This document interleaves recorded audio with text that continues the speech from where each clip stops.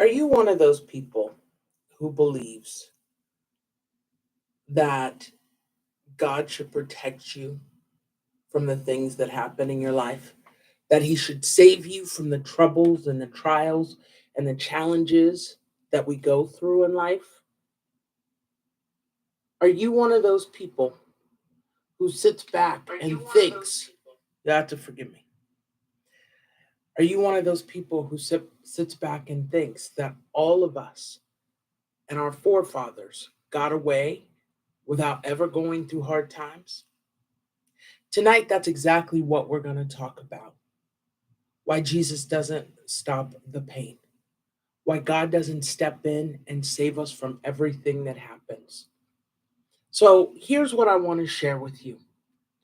There's a beauty that God has woven into the fabric of our world. And here's what that beauty is. He allows us to grow through the hard times and the trials that we face. That's the beauty of life. Is it easy? No. Is it fun? Sometimes, but not when it's hard. But no matter what, He is walking with us. And so let me talk to you about one of the things that really drives me crazy when it comes to what is taught oftentimes about the Bible. People constantly say, oh, well, I had this experience and God didn't save me. Name me one of our forefathers that God removed from the problem. When David was forgotten by his father, did God step in and make his father love him? No. When Moses was crying about not wanting to lead the children of Israel and all the reasons that he couldn't, did God remove him from that pain? No. No. So here's the problem. In today's world, we expect God to step in and to make all the pain go away. We expect Him to step in and to say, hey, I'm going to take you out of this. And I want you to understand where that thought process comes from. You see, in the New Testament, in Revelation, people often talk about how the God is going to come down and He's going to rapture up His church and He's going to take them away before the tribulation starts. Outside of Enoch, where in the Bible do we see God taking people out of tribulation, out of hardship? He doesn't. So let me ask you this. Are you really willing to learn the truth about how God works in your life? Because if you are, I want you to stay tuned because we're going to start talking about this right this instant. Because here we stand in 2024 on the precipice of yet another election here in the United States. And during this election, there's some pretty high stakes.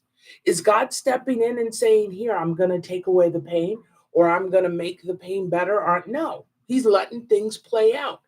Because at the end of the day, when He first created this earth, guess what He did? He gave us dominion and He said, here's what I want you to do. I've made everything that you see. I want you to take it and make something of it. It's yours. And I want you to walk with me so that we can do this in a partnership. So here's what often happens when we start walking with God. We bring in all of our baggage and we think that God is supposed to just come and miraculously take it away and we're supposed to be fine, but that's not the way that it works. You see, what we have to do is we have to sit down and we have to make some decisions. And we have to say, okay, what is it that I want to see my one life look like? Who are the people that I want in my one life? Who are the people that I want in my circle, that I want around me? And then we have to start developing the characteristics that will draw those people. Now, here's what I want you to understand. because there are some hard things we have to deal with. We have to deal with the loss of children, we have to deal with the loss of loved ones, finances come and go, houses come and go. There's a lot of loss in this world, but there's also a lot of miracles that we overlook. You see, all of us are looking for the parting of the Red Sea miracle. And the problem with that is that Moses and the Israelites, when they were walking, they were in trouble. They were in massive trouble. Like they were all getting ready to die if something didn't happen. And God said, "Why are you calling on me? Raise your staff." Like, do you understand? The God who created everything was so not worried about this situation. He like, "Why are you calling on me? What you want me to do about it? Just raise your staff." So why are we sitting back thinking that God is suddenly going to come and remove us from the hardship and the pain, and he's not going to allow us to go through it? You see, that's the problem. Quit looking for a genie. God is not a magician. He does not go hocus pocus and suddenly your problems are gone. You've got to realize that every single problem you have dominion over. And when you exercise that dominion, guess what happens? You subdue the problem. Everything you need is waiting on you to address the situation. And the moment you choose to address that situation, poof, all these doors begin to open. So some of you will come to me and you'll say, "But what happens when they don't?" And it was funny because one time we got this comment, and some person was like, "Oh, well, tell that to the people who got fed to the lions." What? I'm sorry, you think people in the world don't die? They die all the time. What was the crocodile hunter? He hunted his crocodile his whole life, and then what happens? He goes in the water and gets stung by a stingray. For real? Like, how anticlimactic could that have been? You didn't even get eaten by a crocodile. You got stung by a stingray? So here's what I want you to understand. We're all going to die. It's appointed one time for a man to die. That doesn't make God any less powerful. It doesn't make him any less effective. It doesn't make him any less God. That's the beauty of the Father. He equipped us with a world that already provides us with everything we need to be the powerhouses he designed us to be. So why are we not walking in it? How come more of us aren't doing it? I'm going to tell you why. And it's funny because, y'all know I love Myron Golden. I love me some Myron Golden. And he talks about the identity. And Myron, if you ever see this, I'm stealing that identity, but I'm making it my own because I want you to understand what that really means. You see, every time someone in your life came and they fed you something that wasn't true, "Oh, you're never going to make it. Oh, you're going to be this. Oh, you're going to be that." Here's the problem. They weren't talking about you. They just said it to you and it stuck to you. They were describing themselves and the way that they saw themselves, and then they put that off on you. So let's try that in a way that's a little easier, okay? They didn't like themselves. They surely didn't want you to like them, like you. That's all they knew. As a result of that, you took on all their nastiness. And now you have what's called the identity. That's the identity in you. That is a bold-faced lie.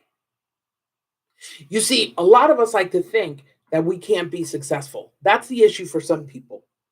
And the truth of the matter is not so. You're already successful, or you wouldn't be alive. How many times have people gone and jumped off of with a BMX bike and done something and rolled their bike and they're all mangled between the bike and them, and they're still alive walking around without a scar? They might have broken their leg, but you don't see it today. You see, whether or not you fell in that jump, the fact that you got up and walked away alive made it a success. And we've got to get to the point where we start looking differently at the things in our life. What are the things that are truly successful? Because within the perception of failure is always success. So let's talk about something that's easy to understand. When Edison created the light bulb, they say he took 1,000 tries. I wasn't there. I don't know. But I'm going to assume that that's the truth. Did he really have 999 failures? See, because I really don't think that he did. What he had was 999 attempts at success. I bet you some of those lit and then they burned out as quickly as they lit, but they lit, which is what gave him the strength to keep going. You see, there are a lot of groups out there who will tell their children, you can be anything you want to be. At the same time, they won't discipline them. But then there are other groups who will discipline them and say something ridiculous like, you ain't never gonna amount to nothing. So here, let me help you with something. If you grew up with a drug addicted parent, if you grew up with an alcoholic parent, if you grew up with a severely broken parent, whatever they said was not about you. It was about them. So if you continue to walk into those things, that's on you. Because what they said was about them. They only maybe reached a modicum of success. Because let me tell you what the definition of success is for most Americans. I own a house, I own cars, and I have toys. Toys mean boats, those little sports utility vehicles, those kind of things. If that's your definition of success, great. That's not what God considers success. You see, God considers success when your soul reaches a point that you can handle anything with ease and you understand how He has you walking. What I want each of you within the sound of my voice tonight to understand is that when you sit back and you look at, well, God is going to come and rescue me. No, no, He's not. You know what He's going to do? He's going to let this all play out and He's going to bring you back home. Because guess what? There ain't no such thing as dead when it comes to us. You can fall asleep, but there are only a few people in the beginning who will die, that He will destroy. Judas is among them. And we know that because Jesus said, woe unto him who sold out the Son of Man. That's paraphrase. That was not His exact words. So here's what I want you to understand. Stop looking for God to rescue you. He's not going to rescue you. What He's going to do is He's going to open doors. And then you have to walk through those open doors. You have to create the plans. You have to do the work. You have to put in the effort. Hire the people who can get you there. Deal with it however you need to deal with it, but allow yourself to grow to the next level. You know, too many of you sit back with these negative thoughts going, oh, well, I could spend money, but what to do? I'm not going to learn anything. I'm not going to do anything. Okay, then you're going to get exactly what you just said, what you just asked for. Congratulations. You spoke death over your life. How's that working out for you? Suddenly things going better for you? Are you speaking one thing and seeing something else? No, you're not, because you're forgetting about fruitfulness. Fruit can only produce after its kind. And if that kind is negativity, then that's what you're constantly going to produce.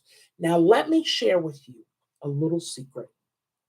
There is only one time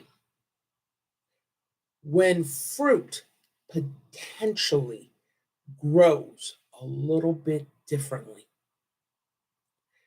That is when what you are saying is something you don't understand.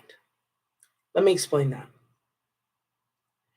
Every now and then, God does these wonderful things. He will allow someone to go through something and they'll sit back and they'll go, I don't get it. It's not working. I don't know what else to do. What am I not doing? What am I not this? And they're bound and they're caught and they're stuck and they can't get out. It's like they're caught in this itty bitty box, right? And then God will send someone who will say something and they go, what is it that makes God react that way with that person? Most people would say it's that he looked in their heart and he saw something. That may or may not be true. More than anything, I want you to understand this. He saw that you could grow and that there was no one who was coming to you to tell you the truth of how you could grow. Now, when that person comes along and they give you that information, now all of a sudden you start planting different seeds. And now you're ripping up all that nasty stuff you planted, and stuff is finally starting to blossom. You're seeing that success.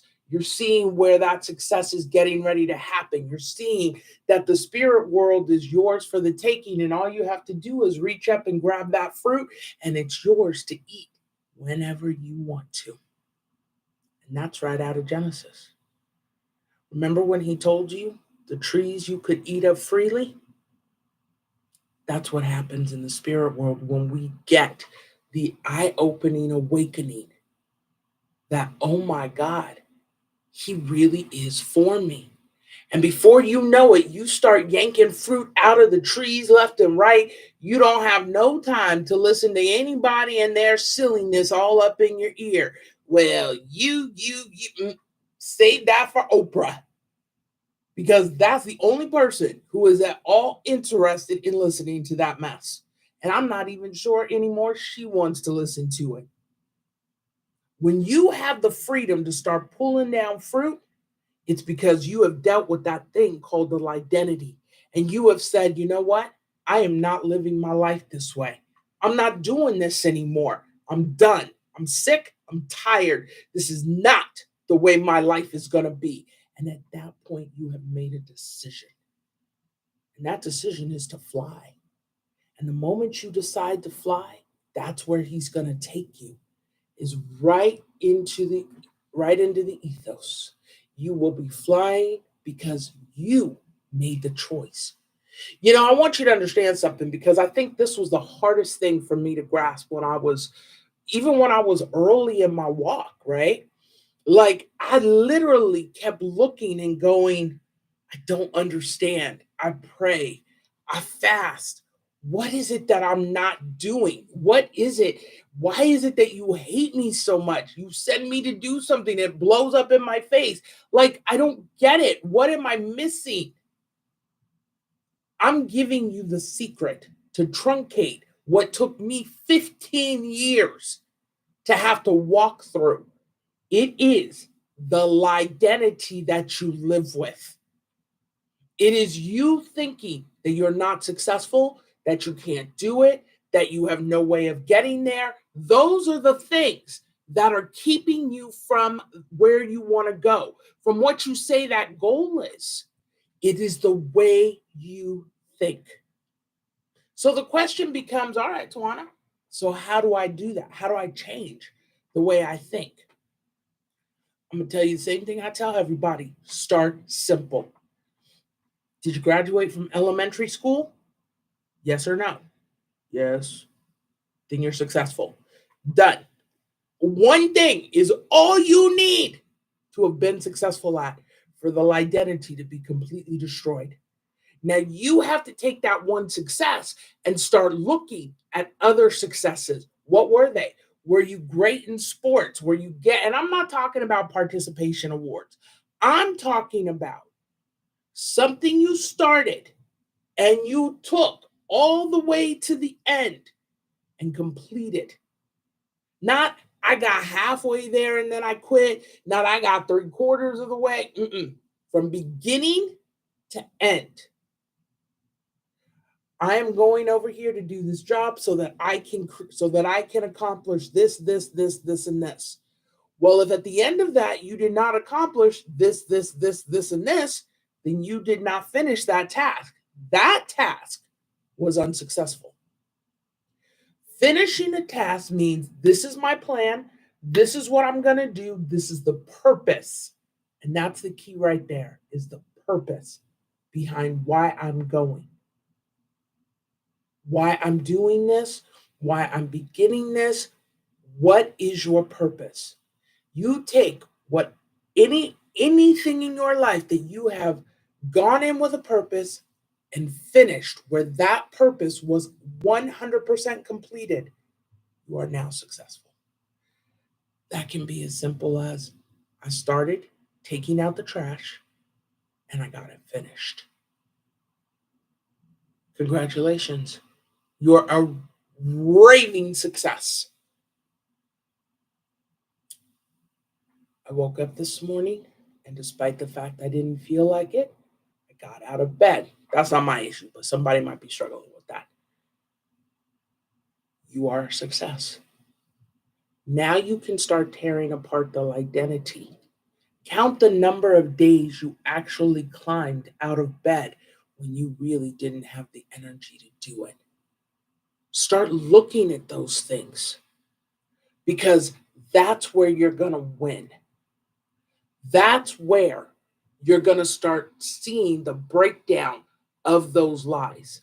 As those lies begin to break down, let me tell you what happens. That freedom begins to come. You begin to, I can breathe. Like I feel lighter. Wow, I feel like I can do anything. That's what happens. If that's not what you're feeling, then you're not doing the work that needs to be done.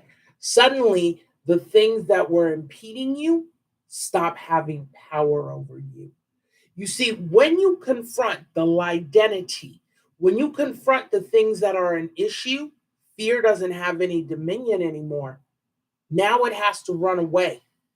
It has to stop talking to you.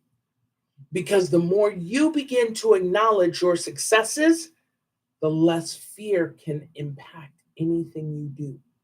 You see, you have to remember that when you're battling fear, you're not battling a feeling, you ain't battling an object, you are battling a spirit. And that spirit is only as powerful as you give it strength to be.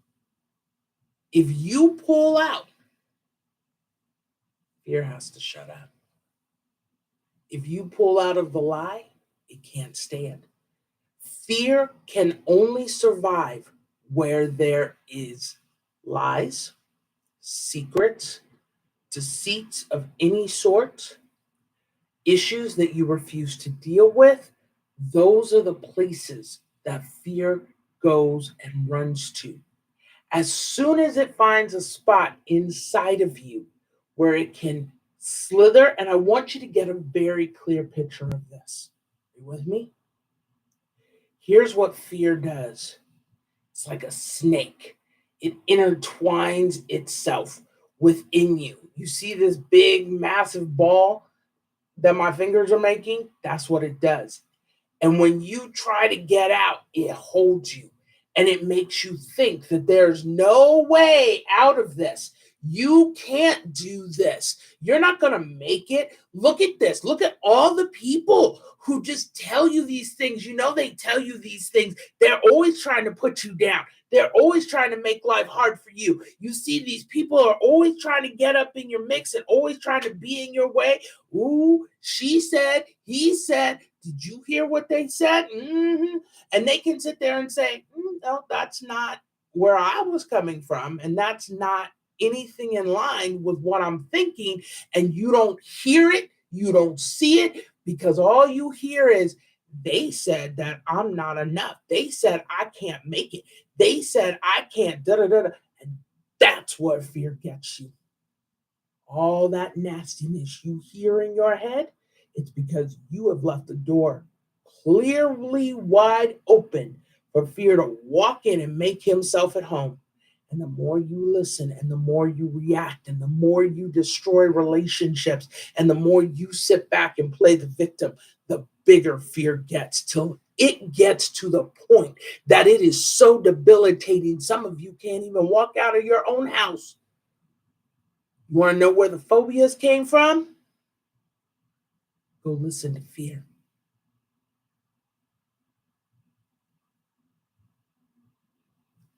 Oh, you know, if you go outside, I mean, you've been watching the news.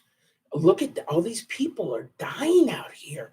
They just go into a mall and all of a sudden people open fire. Like, do you really want to go out there and deal with that?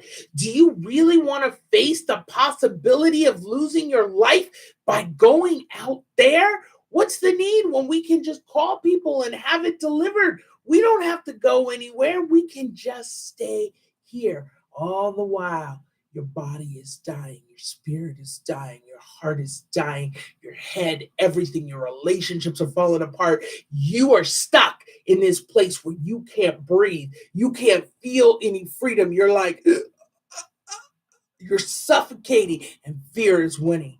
And he's a giant at this point, and you won't stand up against him until you tell him to shut up and get out. He's going to keep growing. And you're going to keep losing. And what you say you want, you will never have. Because you won't let go of the one person who's holding you back. You see, you might erroneously think that it's fear who's holding you back, but it's not.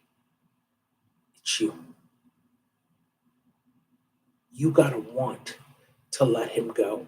You have to want to experience something different, something better, something different.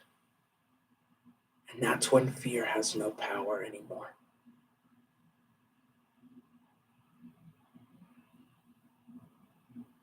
So, how do you come out? How do you understand that God is for you? You stop listening to what fear has to say. You start finding things that allow you to see the holes in the identity. You start finding the truth. Not my truth, his truth, her truth, the truth. God said you're fearlessly and wonderfully made. If you are fearfully and wonderfully made,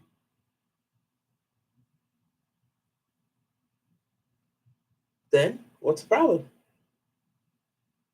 If you're the only person with your fingerprints, then how are you not an original? How are you not something different and better? You are. But you have to believe it. I'll see you next week.